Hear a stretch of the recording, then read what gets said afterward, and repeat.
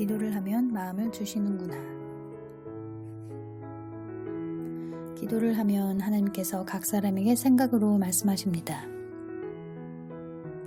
예를 들면 예수님을 마음에 모시기를 거부하던 불신자가 어느 날 마음을 여는 사건, 상대방에 대한 불편한 마음들, 시비가 일어나는 마음들을 선한 마음으로 바꾸어 주시는 경우, 내 생각은 혈기와 미움과 분노가 일지만 하나님께서 주시는 생각에는 마음의 기쁨과 평화와 온유함이 있습니다. 이로써 내 생각인지 하나님께서 주시는 생각인지 분별할 수 있겠지요. 성경을 늘 5장만 읽다가 5장만 읽어서는 영적 진보가 더디겠다는 생각을 하고 인내하며 조금 더 읽는 경우, 기도를 하지 않으면 영적으로 성장할 수 없겠다는 생각이 들어 결단하고 인내하며 기도하는 경우, 갑자기 옛날 일이 생각나면서 회개할 마음이 일어나는 경우, 이러한 일들은 삶 속에서 비일비재합니다. 중보 기도를 했을 경우 상대방의 마음을 바꿔주시는 것을 봅니다. 그걸 통해서 기도를 하면 어떤 마음을 주시는구나 알게 되었지요. 자기 생각인 것 같지만 사실은 하나님께서 마음을 주시는 경우가 다반사입니다. 그러니 누군가 기도를 해줘도 본인은 잘 느끼지 못하는 것입니다.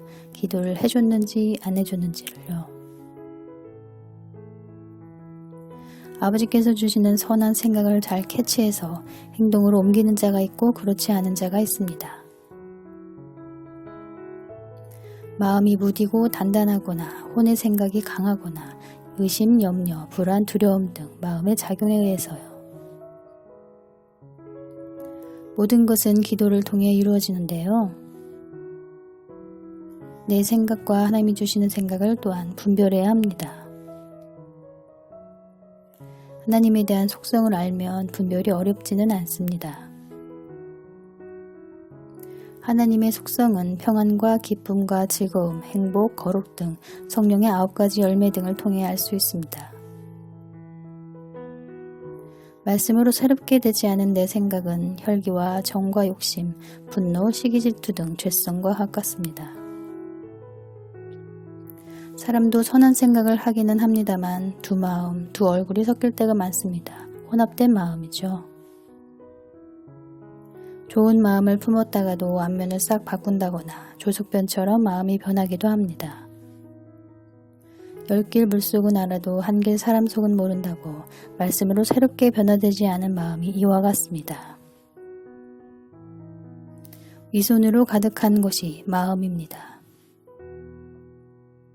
입에서 나오는 것들은 마음에서 나오나니 이것이야말로 사람을 더럽게 하느니라. 마음에서 나오는 것은 악한 생각, 살인, 간음, 음란, 도적질, 거짓 증거, 회방이니 만물보다 거짓되고 심히 부패한 것은 마음이라. 누가인이 이를 알려마는. 겉으로 아무리 점잖은 척 말과 행동이 인자해 보여도 마음이 새롭게 되지 않으면 속인즉 탐욕과 거짓이 가득할 수밖에 없습니다. 사람은 속여도 하나님은 속일 수가 없습니다. 그러니 다른 사람을 보며 수군수군 비난 판단 정죄할 것이 아니라 나 자신을 바라보며 회개해야 하는 것입니다. 내가 변해야 상대방이 변한다는 말이 있습니다. 나는 변화되지 않으면서 남편의 성격을 변화시켜주세요 라는 기도는 합당하지 않은 것이죠. 어떤 것을 기도하고 나서 아버지 마음 주세요 라고 합니다. 또는 하나님께서 마음 주셨다고 말을 하기도 합니다. 그 마음이 생각을 통해 말씀하신다는 뜻입니다.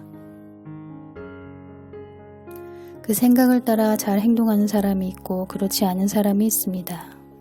그래서 깨어 기도해야 하는 것입니다. 영을 활성화시켜야 하는 것이에요. 그래야 영적 직관이 발달하고 내 생각인지 하나님께서 주시는 생각인지 분별하여 행동할 수 있으니까요. 시험에 들지 않게 깨어있어 기도합시다. 30분 했다고 난 오늘 기도했어 하지 마시고 수시로 기도하며 영을 활성화시키길 축원합니다. 오늘도 하나님의 은혜와 자비의 손길이 함께하기를 축복합니다. 감사합니다.